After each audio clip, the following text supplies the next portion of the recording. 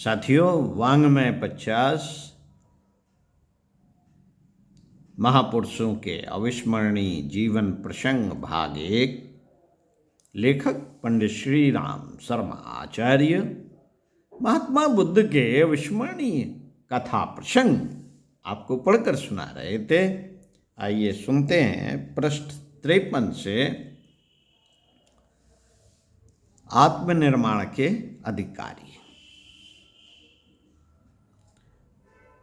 श्रावस्ती परंपरावादियों का गढ़ है और श्रेष्ठ। आनंद ने परामर्श दिया, वहां जाने की अपेक्षा यदि राजगृह की परिवज्या की जाए तो यह उत्तम रहेगा। अभी संघ का शैशव काल है, जब तक जड़ें सुदृढ़ नहीं हो जाती, संघ शक्ति समर्थ नहीं हो जाती, तब तक संघर्ष की नीति उचित नहीं। तात तुम्हारा कथन ठीक है, तात तुम्हारा कथन ठीक है, तथागत ने समाधान किया। किंतु युग प्रवर्तक के लिए परिस्थितियों से समझौता करने की नीति भी अनुचित है।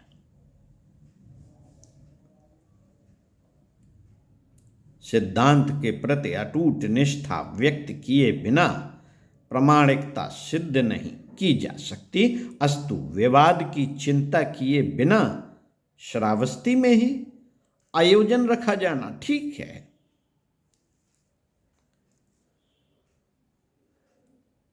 तथागत श्रावस्ती पधार रहे हैं। यह संवाद सर्वत्र फैलते देर न लगी। प्रतिक्रियावादी तत्वों ने यह सुना तो उन्होंने अपना नया मोर्चा खड़ा कर दिया। अश्वलायन के नेतृत्व में कट्टरपंथी ब्राह्मणों ने बुद्ध से शास्त्रार्थ की रूपरेखा बनाई। नियत समय पर वे तथागत के समक्ष आ धमके और उनकी भर्त्सना करते हुए पूछा, भंते, आप 4 वर्णों के उद्धार की बात किस आधार पर करते हैं? क्या ब्राह्मणों के अतिरिक्त धर्म दीक्षा का अधिकार और भी किसी को है? तथागत मुस्कुराए।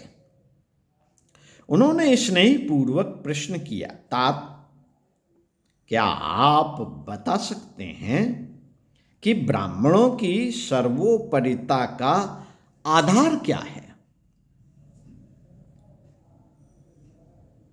अश्वलायन ने गंभीरतापूर्वक उत्तर दिया, उनका ज्ञान, तप, साधना, ब्रह्म तेज और निर्लोभ निहंकारिता।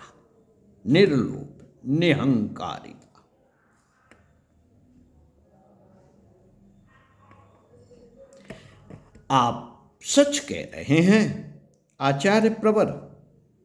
भगवान बुद्ध ने अब और अधिक गंभीरता धारण करते हुए प्रश्न किया,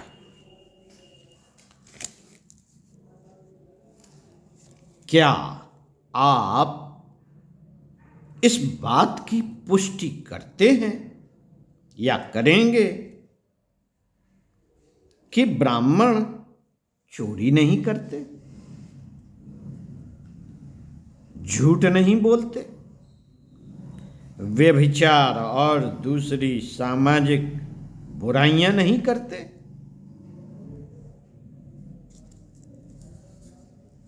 मेरा यह तात्पर्य नहीं है बनते, यह अवगुण तो ब्राह्मण में भी होते हैं, किंतु उनमें धार्मिक संस्कारों की बहुलता रहती है, इसलिए वे श्रेष्ठ हैं।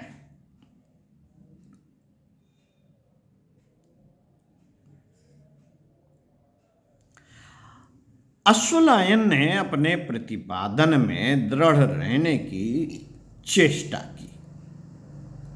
तभी तथागत ने तूणीर से दूसरा बाण निकाला और यों संधान किया, तब फिर आपका कथन यह होना चाहिए कि उक्त अपराध करने पर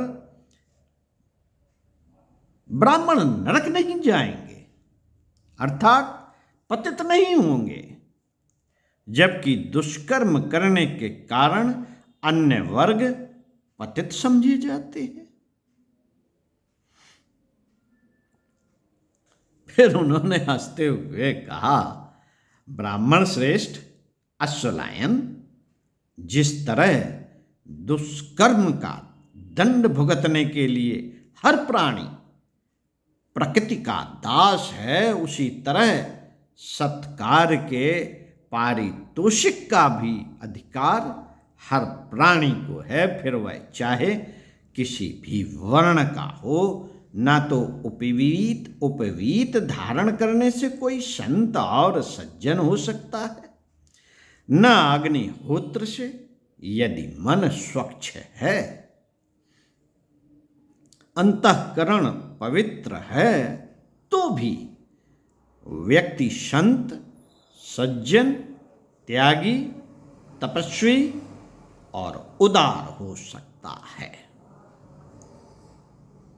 यह उत्तराधिकार नहीं, साधना है अश्वलायन। इसलिए आत्मोन्नत का अधिकार हर प्राणी को है। इसीलिए हम मानव मात्र को आत्मोत्कर्ष तथा आत्मशुद्धि की प्रेरणा और अवसर प्रदान करते हैं।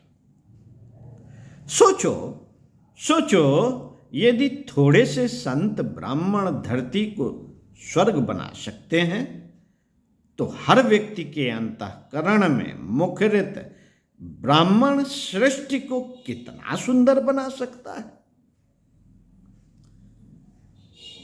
यही तो ब्राह्मण के लिए अभीष्ट है।